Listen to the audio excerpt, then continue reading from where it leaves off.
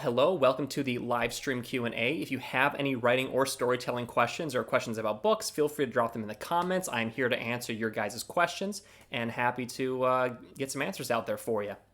How do you feel about telling the audience that the main character dies in the first chapter? I think it can work totally well. It depends on the story you're trying to tell, because when you tell someone in the first chapter that this character is going to die, the benefit of it is that it creates a sense of tension and a sense of fate to be realized. Like fate is coming. So, for example, one of the best uses of it, I think, not in a novel anyway, but in a musical, is Hamilton. At the beginning of Hamilton, we find out right away from Aaron Burr, that Hamilton is going to get shot, that Hamilton is going to die, and that inevitable fate hangs over the story, and is actually helps Lin-Manuel Miranda explore his themes of death in the story. And so that can be a very effective way to kick off your story, because it also creates this tension where the reader knows it's coming, but they keep hoping, in a small part of them hopes, maybe it won't happen. Maybe they won't die. And it's the same effect you'll see if you reread a favorite book involving a character death, or watching a favorite movie involving a character death. Leading up to the moment of death, there's a small part of you that doesn't think it's going to happen, that hopes it doesn't happen, even though you know it is. And that's a very interesting, powerful kind of tension, I think, that exists in all stories when you've seen it and seen someone die, but you can even imbue into the initial viewing or reading if that's a valuable part of your story thematically. Any advice for writing a story where the antagonist ends up joining the protagonist by the end? The big piece of advice I would give is make sure that throughout the story, the antagonist is being pushed and moved closer and closer to the point where they would make a change in their heart to make them switch sides. Because you're going to need a reason for why they join the protagonist side. And so be planting those seeds early on and be watering and nurturing those seeds throughout the story, so that when we get to that ending point, it makes sense for them to switch. Kind of like Zuko in Avatar: Last Airbender. It's a long time coming, but when it happens, it feels right and well earned, because it's been foreshadowed for the character for a very long time. Do you have any advice for creating good characterization for your characters? I would say focus on conveying not just a single clear personality trait, but contrasting personality traits, because people are full of contradictions and people feel most real when you see surprising details about them. And so, if Uncle Bob likes to go fishing on the weekends, and he has a sweat-stained t-shirt, a ball cap that he has fish hooks tapped into, and he drinks PBR Tall Boys, that creates a pretty consistent image. But then when you find out that he loves to collect comic books, and he likes to get his weekly pull from the comic shop before he goes fishing, and he reads them out on the docks. That's kind of a contrasting element to his character. And so what that does is it makes him feel more fleshed out, it makes him feel more human. And so when characterizing your characters, don't just think of what all fits in a neat little box. Think of, how can I add contrasting and surprising elements to their character to make them more unique and make them feel more alive? Any advice for writing a character-driven story? I talked a little bit about this earlier, but I'll kind of rehash it real quick. So if you want to have a character-driven story, well, I guess I should say this first of all. Generally, there's two different categories that people often lump stories into. You have your plot-driven stories and your character-driven stories. Plot-driven stories are mostly driven by external events. Like an alien invasion comes, that's a plot thing.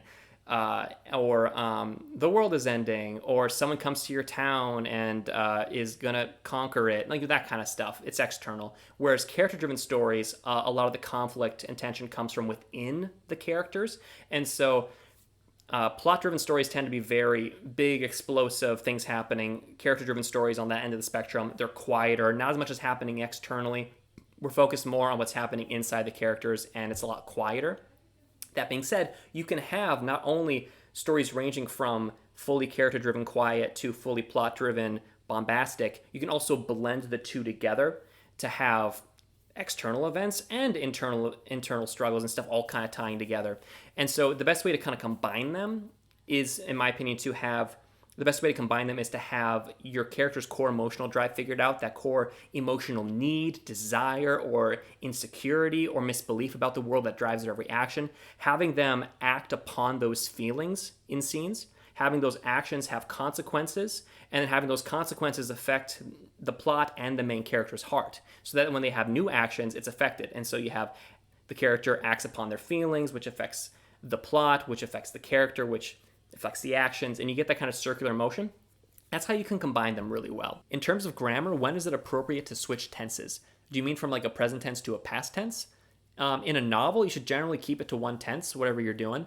But like if you're in the past tense for most of the novel, which is the standard tense, sometimes people switch to present tense if they want to imply an altered state of reality, whether it's like, for example, in this one story I read, or book I read years ago, it's called 3 by Ted Decker.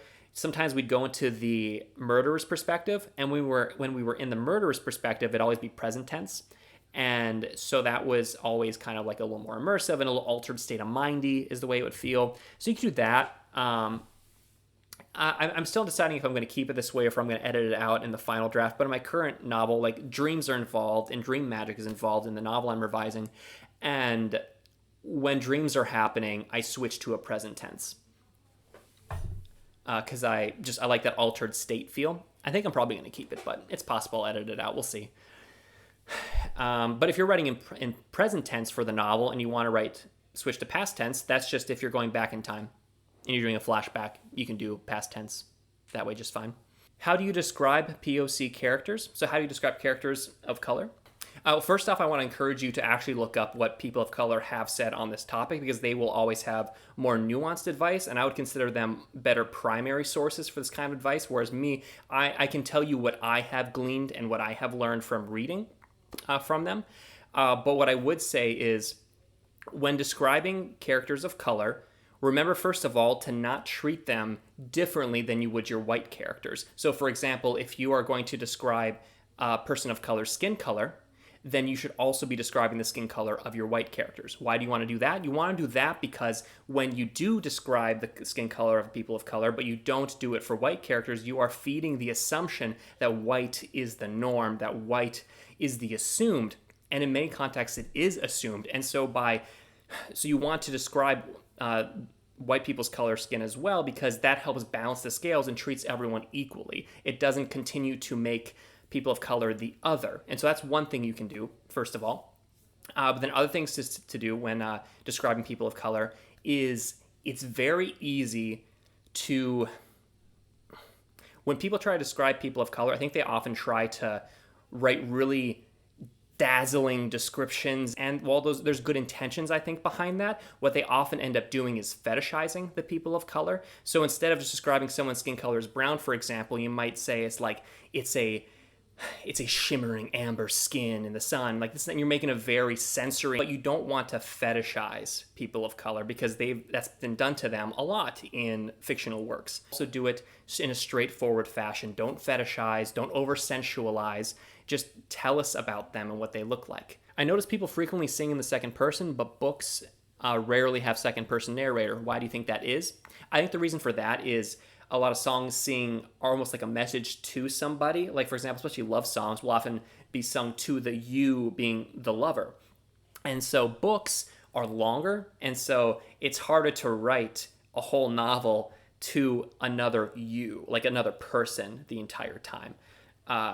And when second person is used in fiction, it can either be talking to an individual or the entire time, or it can be an actual character in their own right that's being referred to as a second person. If you read the Broken Earth trilogy by N.K. Jemisin, that's in second person.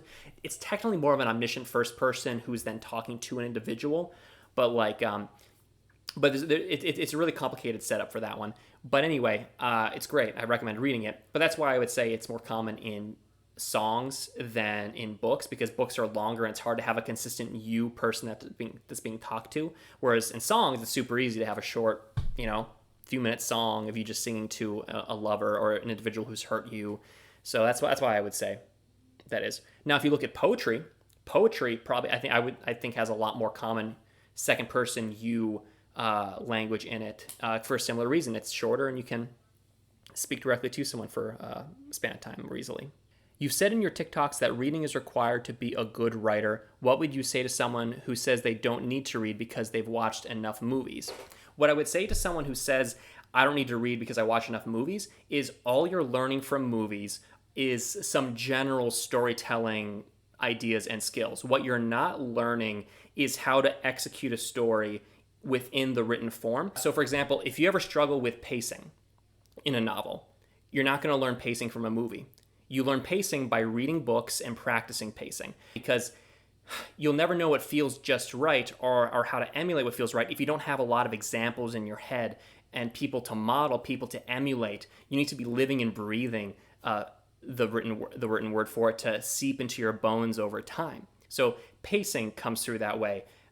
Different literary techniques. How do you make dialogue sound natural? How do you convey emotions through the dialogue and the character actions in the written word when you don't have a camera on somebody and you don't have music? How do you convey emotions and build emotions in readers when there's no music to help upswell people's reactions to scenes and such? And there's so many different things that can only be learned from the written word. And this is true for any medium. If you want to write in a medium, you have to consume what you create. If you want to make movies, you should watch movies and read scripts. If you want to create art, you should consume the type of art you want to create and emulate it and practice with it. And likewise with books. If you want to write books, if you want to write fiction, you should read fiction, because that is, you need to understand the texture and the techniques of the craft, and you don't learn that by watching movies. You don't learn that just by practicing. You need people to emulate and people to inspire you and people to basically, be your models and your idols. And I will also say, just kind of as a cap on that, if you love to write and you don't like to read, that in itself is okay. You just have to understand that that's going to limit your growth as a writer.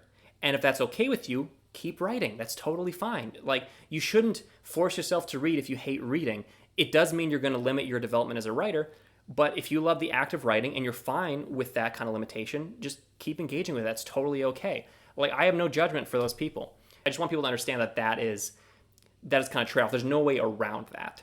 And but I also don't want to shame people who don't like to read. If you don't like to read, I think that's totally fine. It's going to limit your development as a writer. Thank you all so much for coming to the live stream this week. I'm going to hop off now. If you want to catch the highlights from this live stream, check out my YouTube channel on Thursday. I've been posting my highlights from the live streams every Thursday, so hope you can check those out and enjoy them. And I hope you guys have a good week. We'll be back here again next week, Saturday at 2 p.m. Central Time. Be sure to come by with more questions, and I'm looking forward to answering them.